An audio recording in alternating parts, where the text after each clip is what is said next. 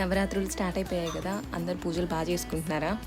మేమైతే ఈ 9 రోజులు ఎవ్రీడే ఏం పూజలు చేయం, కానీ దసరా రోజు మాత్రం పూజలు చేసి వంటలు చేసుకుంటాం.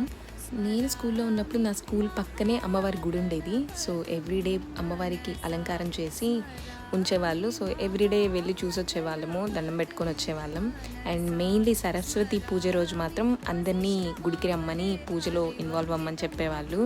అండ్ అప్పుడు సరస్వతి పూజ అంటే మామూలు డెడికేషన్ కాదు. సరస్వతి పూజ చేస్తేనే ఫస్ట్ ర్యాంక్ వస్తుంది, మంచి మార్క్స్ వస్తాయి అనుకునేవాళ్ళం. పూజలో కూర్చున్న వాళ్ళందరికీ కంకణాలు ఇచ్చేవాళ్ళు. అసలు వాటిని కట్టుకొని షో ఆఫ్ చేసేవాళ్ళము.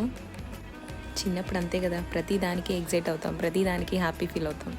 అదే ఇప్పుడు మనం హ్యాపీనెస్, ఎగ్జైట్మెంట్ పొందాలంటే ఏదో ఒక పెద్ద అద్భుతం జరిగితే కానీ మనలో ఆ ఫీలింగ్స్ రావు.